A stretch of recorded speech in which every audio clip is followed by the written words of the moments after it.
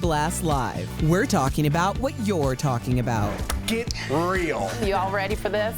Dun dun dun dun dun. No. Y'all, just stop. This is a sham. Welcome to DBL. Happy Thursday, everybody, and happy to have our man Al Jackson back in the house. Good to be back. Yeah, I've been gone forever. It's just 3 days. But dude, someone started a slow clap out there. No, somebody's clapping extra loud because they could tell the rest of the room was dead. I know. Way to cover. I know. It's like when your kid strikes out and you're like, good job anyway. I hate that. I hate that, Yeah. like, sympathy clap. Yeah, when your kid worst. does something like, that was good. And you're like, Mom, just put it in. Just put it in. All right, let's get to it, guys. There's more drama between Britney and her ex, Kevin Federline. So surrounding their two sons, of course. The two have been feuding ever since Kevin gave an interview about Britney's strained relationship with their sons, who are now 15 and 16. So yesterday, Britney posted a lengthy message on Instagram accusing her boys of being, quote, hateful towards her. When the boys would visit her, they would just go to their rooms, and the visits went from 2 or 3 days a week to 1 day a week. So Kevin posted 3 videos that are now deleted of Britney arguing with her boys, I should say their boys, when they were 11 and 12. So keep in mind, these clips were posted without any context and taken without Britney's knowledge. So keep that in mind. Have a look. Appreciate that. This is my house. If I want to come in here and give you lotion for your face because it is coarse, and all you tell me, no, it's fine, it's fine. No, it's not fine. You all better start respecting me. Are we clear? I am a woman, okay? Be nice to me. Do you understand? Yeah.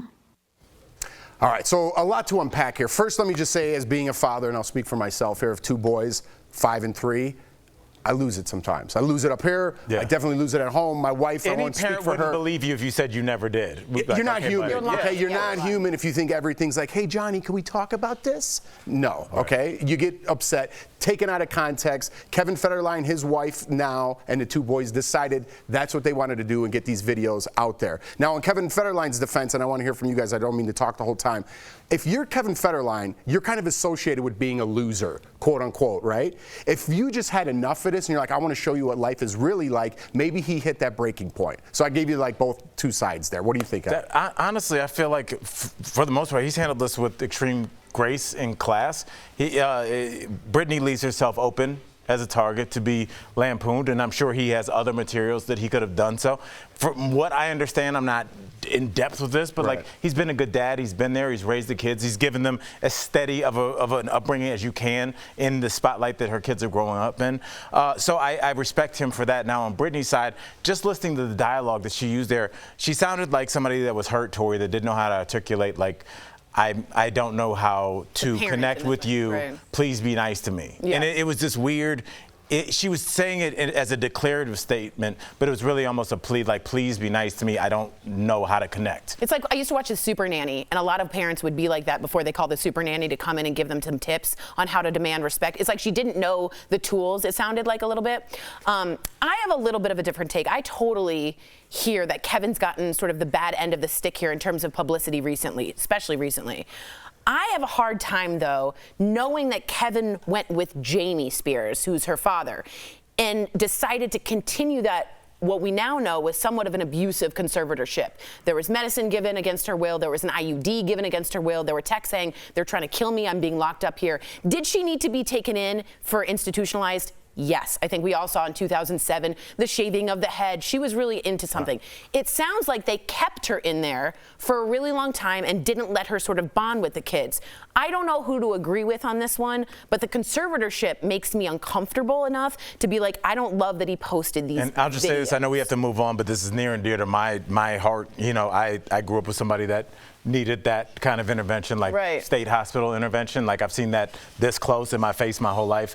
And people will speculate because that's what people do on the internet. But when you see it up close. Yeah, she needed to be, obviously. Yes, and every situation is not ideal. Like, I'm sure the conservatorship, it's not like, oh, this worked out great. Right, but you're just saying, like, we need to get this person corralled somewhere where they cannot hurt themselves. And when you let people out too soon and they relapse and they do it in front of their children and at family events, which I have seen with the entire family there, I would like to hear what those people on the internet have to say. But the judge did say recently that conservatorship was unfair. I'm not saying it's ideal. I mean, if you're talking about a conservatorship, we're already at rock bottom. Yeah, and so wherever we are right now, you mentioned the kids, and this popped up on TMZ. It says Britney Spears' lawyer rips K-Fed and feud over kids. Stop bullying Britney. Now we're here, okay? Now it's Kevin's putting these videos out. Now the lawyer is ripping Kevin. There's two teenage boys that have to live the rest of their lives and their in friends the middle of reading this, right? all this. So we have to look at that as a panel, as an audience or a fan of Britney. There's two boys involved here that's going to shape their lives if this abuse just in the tabloids goes both on. of them, and they've been dealing with their whole lives. So we wish them both the best. So a new documentary about actor Armie Hammer's alleged abuse is set to air on Discovery Plus. It's called House of Hammer and interviews multiple women who claimed Armie was violent in their relationships. Let's watch. He pushes your boundaries a little bit at a time. You're his, completely. These are messages that are being sent literally within seconds of each other. I mean, he said, I'm 100% a cannibal. I'm freaking out. It was all he wanted to ever talk about. Then I get a note that says I'm gonna bite out of you. And he was just like acted mad. So the doc also goes into Armie's family and exposes 5 generations of alleged abuse of power by men in Armie's family, including his great-grandfather, oil tycoon Armie Hammer. Armie Hammer? Is it Armand or Armand? Armand? So that's like the Armie Hammer brand. That's the guy. I didn't know that. No, it's not. No, it's not? No. I was just going to get into that. That's why I said Armand. No, but the brand is Arm and Hammer. Right. Okay, so full disclosure, I'm going to break that fourth wall. During our morning meeting, I was taking a shower, and I was like, Armie Hammer? I'm like, I didn't know that guy was related. I'm like, no wonder he got so big.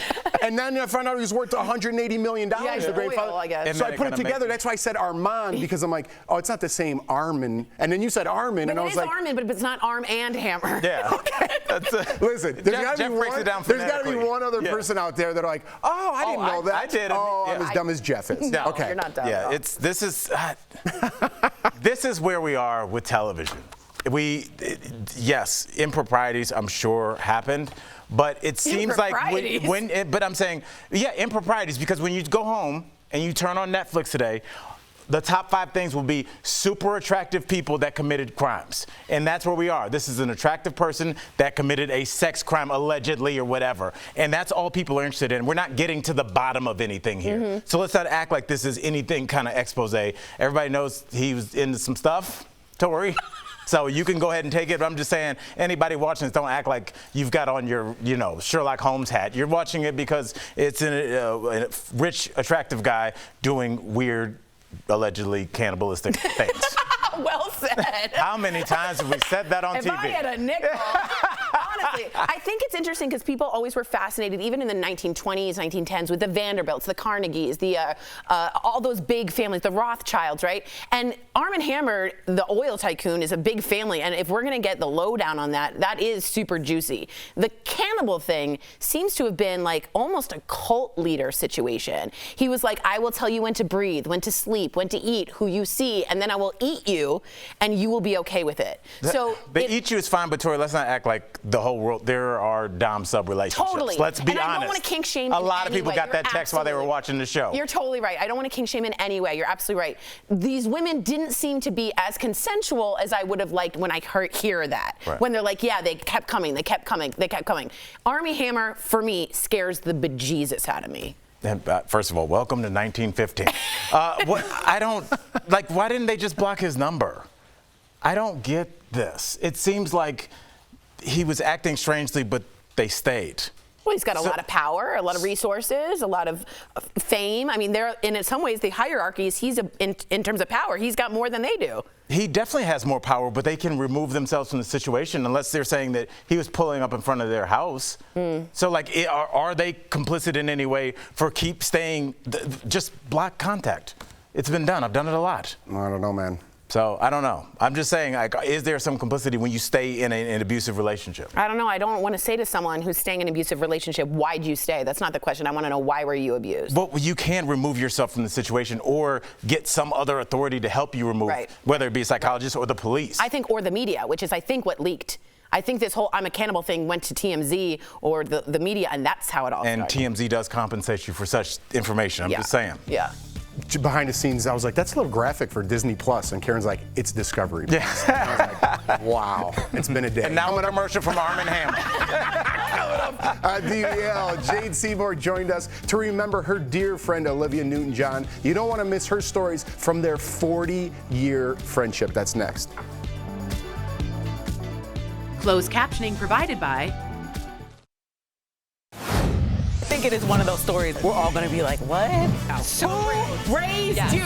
Why am I right all the time? Am I going crazy? Welcome to another week of Jeff's Mustache.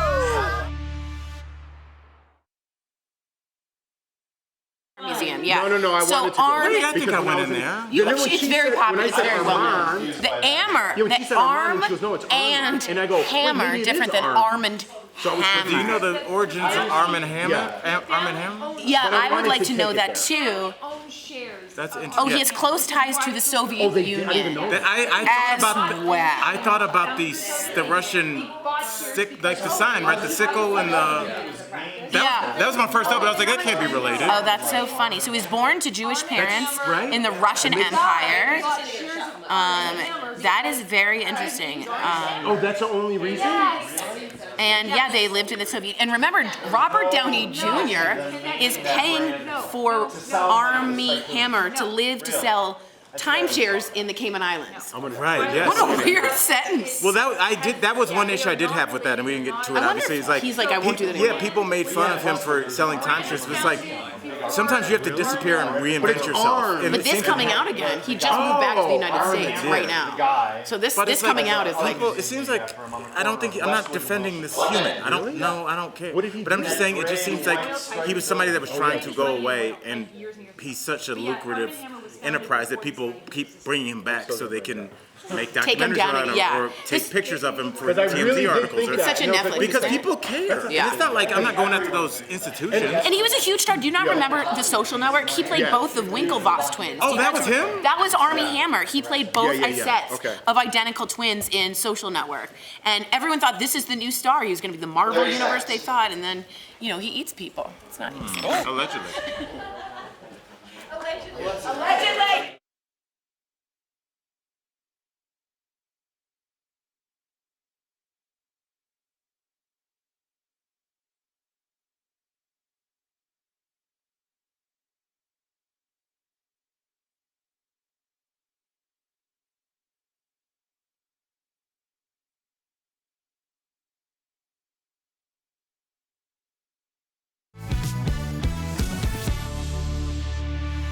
We're continuing to honor Olivia Newton-John's legacy, and earlier we were joined by Olivia's longtime friend, actress Jane Seymour, to talk all about who Olivia was and her passions for life. It's beautiful. Check it out.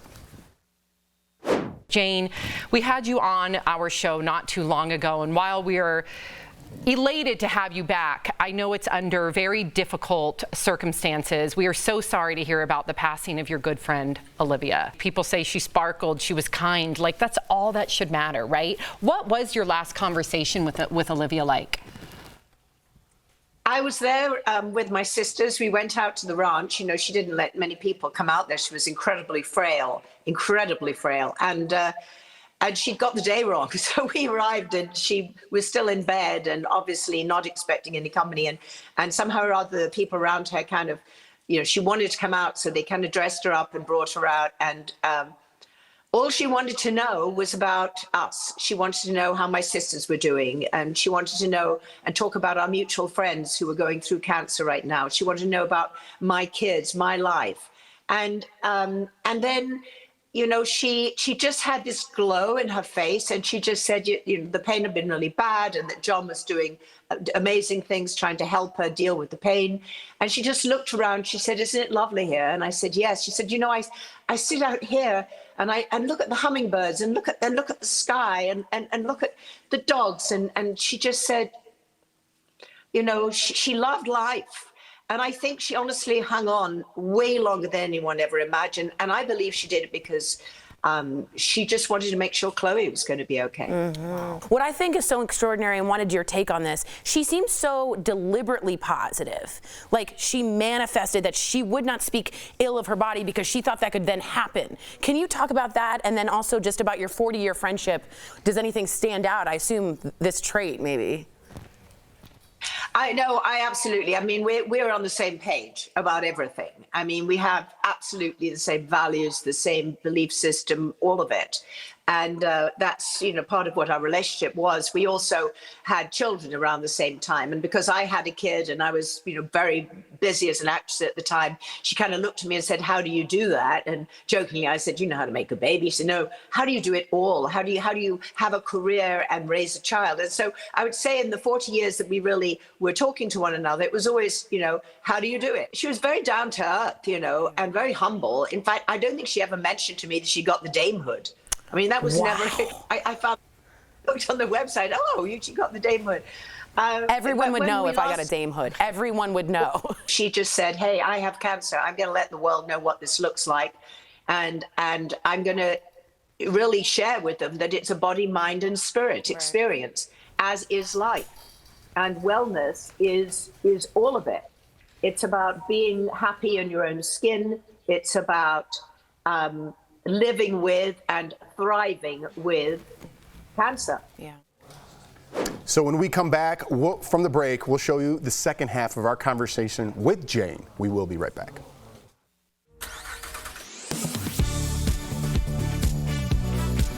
Millions of Americans have diabetes and need insulin to survive, but the price of the drug is often expensive.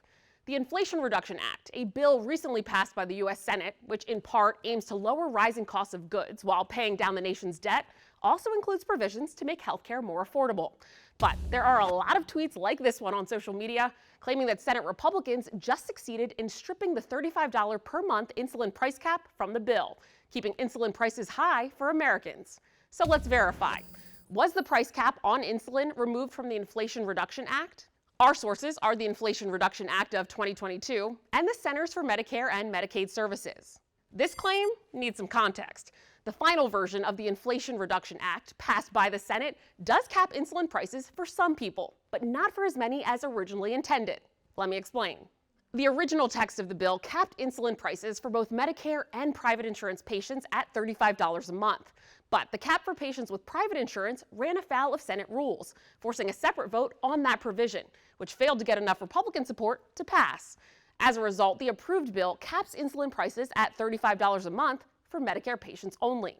More than 63 million Americans are enrolled in Medicare, and 1 out of every 3 Medicare patients has diabetes, according to the Centers for Medicare and Medicaid Services.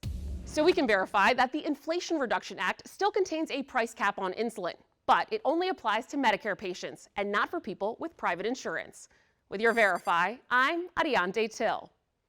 Are you skeptical of headlines and what you see on social media? We are too. The Verify newsletter answers your questions, clarifies what's true and false, and even includes a daily fun fact. Go to verifythis.com/email to check it out.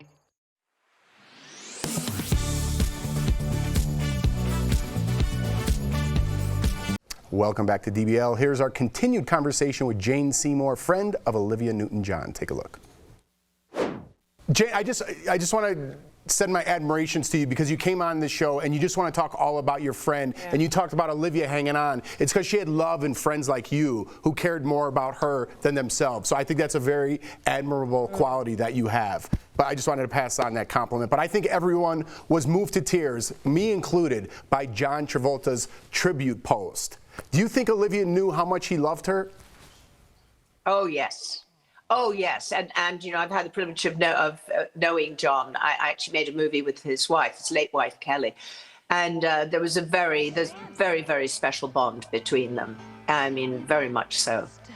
Yes. What about her? What about her character as Sandy? Everyone knows her as Sandy. Did she embrace that, or did she want to be something else? No, I think there was a lot of Sandy in her. You know, I think Olivia, you know, was very happy to be the goody-goody kind of person, and she loved to just, you know, slick it up and put on the leather jacket, and she was total rock chick, total.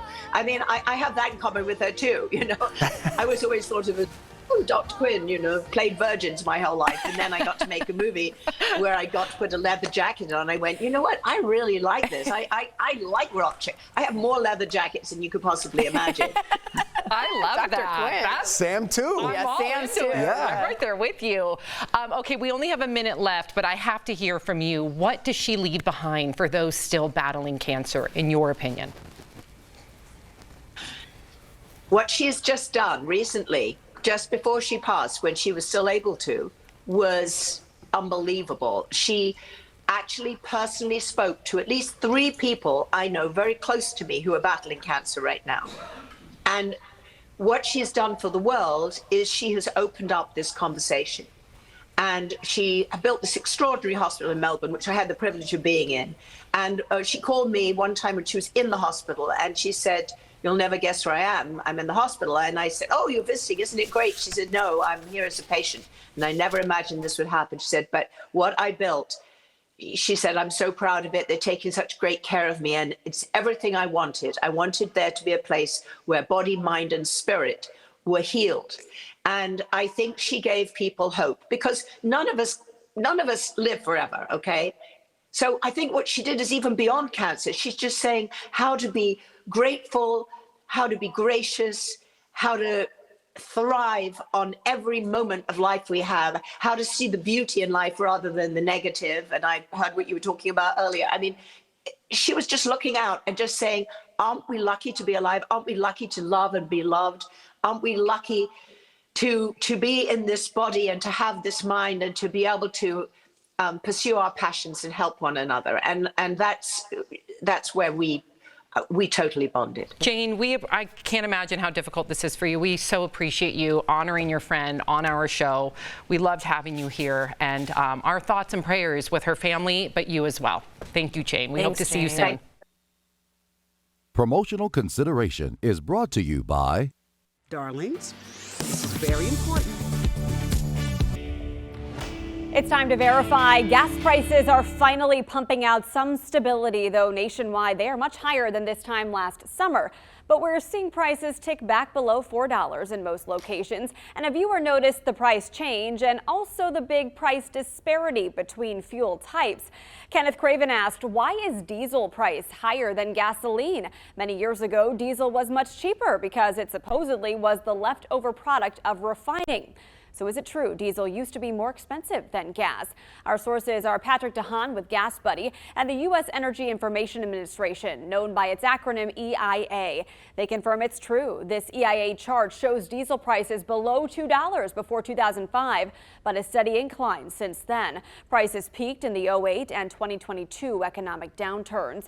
The EIA explains in the early 2000s, the average diesel price was often lower than regular gas, except during really cold winters. Ever since September 2004, 3 factors have flipped the trend. Demand for diesel increased throughout the world. The federal excise tax on diesel became 6 cents higher than that of regular gas, and the U.S. transitioned to ultra-low sulfur diesel, affecting diesel production and distribution.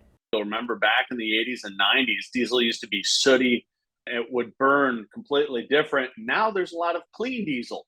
That is, diesel has really cleaned up in terms of the specifications, the sulfur content. A lot of that sulfur has been removed, and it comes at a great cost. Cleaning up that fuel has cost billions of dollars in new emissions equipment at refineries. That's why DeHaan said diesel prices will remain more expensive than gas for the foreseeable future, and it's advantageous for manufacturers to keep producing it. Because in essence, diesel, which many consider used to be a byproduct of trying to produce gasoline, is not really a byproduct at all. In fact, refineries in many instances have been trying to produce more diesel than they have gasoline because diesel prices have been higher. In conclusion, we verified, yes, it's true. Diesel used to be cheaper than gas, but that changed in the early 2000s, primarily because emission standards became stricter. And even though diesel is now the cleaner fuel option, it cannot go into cars. In fact, most diesel pumps won't even fit into a standard car's gas tank because diesel will destroy the engine. With your Verify, I'm Megan Malaris. Heading back to the classroom may bring up a lot of mixed feelings for kids. Let's connect the dots. Health experts say kids who normally have a little bit of trouble separating from mom and dad will see their anxiety peak during times of stress or transition, making it challenging for kids if they're moving to a new school or a different grade. Health experts say there are some common signs to look out for. Problems with concentration, clinginess to caregivers, stomach problems, and headaches. Experts say parents should listen to their worries. Try meeting with a teacher and visit the school before the first day. In addition, officials say you should let someone like the school nurse or teacher aide know they may need a little extra support. If your child's anxiety doesn't go away over time and starts to interfere with school, give their doctor a call. And that is Connecting the Dots.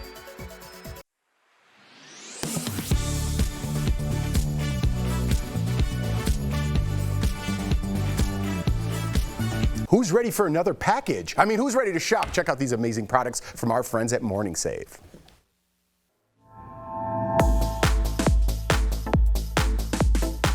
Steph, what do you have for us today? Hi Tori, hey DBL Nation. I am so excited to show you the deals today. You're going to absolutely love it. Let's go and get started. We have got the Diamond Muse 1/4 carat TW Diamond Heart Toggle Bracelet. So this bracelet features a 1/4 carat of round diamonds and a heart detail that just dazzles. Now normally, Tori, it's $199, but guess what? We got it for just $79. So it's saving everyone 60%. Diamonds are a girl's best friend. That's right. Love it. Now, what about this one? We've got the Orky Elevation wireless charging earbuds with in-ear detection. Ooh. Your tunes only play when the earbuds are in your ear, and they'll stop when they're taken out. Oh, wow, that's smart. So normally, these are $42. Okay, not that bad. But we've got them for just $19. You are saving 55%. Oh, my God. And that's a lot less than other brands. Brilliant really product. Is. Now, it's the Parsex Deep Tissue Percussion Massager. So this deal includes one massage gun with 6 attachment heads. They are compact, travel-friendly, 3 speed options, and normally this is $149. But we've got it, Tori, for $39, which is saving 74%. That's such a deal, you guys. And for our last product, we have got Laundry by Shelly Segal Chenille Tank and Short Sleep Set. We've got grey, light pink, and light blue. That's cute. So this is normally $58. Okay. But we got it, Tori, for $20. I would spend that. Yeah, so it's saving 66%, and it's so chic. We're baking in this heat, so like just have something to work from home, even if you can. This is a really great option. Head on over, everyone, to morningsave.com. Let us know what you buy to snag these amazing deals at the lowest prices, or you can even just take your phone and scan that QR code. It's right on your screen. It's going to take you directly to these specific products on Morning Save's website. Thank you so much, Steph. So, how much time? Oh, there it is. All right, we got 10 seconds. I got those pajamas, by the way, and you got the Thera massager. That's a gift. All right, let's see you tomorrow. I'm glad we had time for that.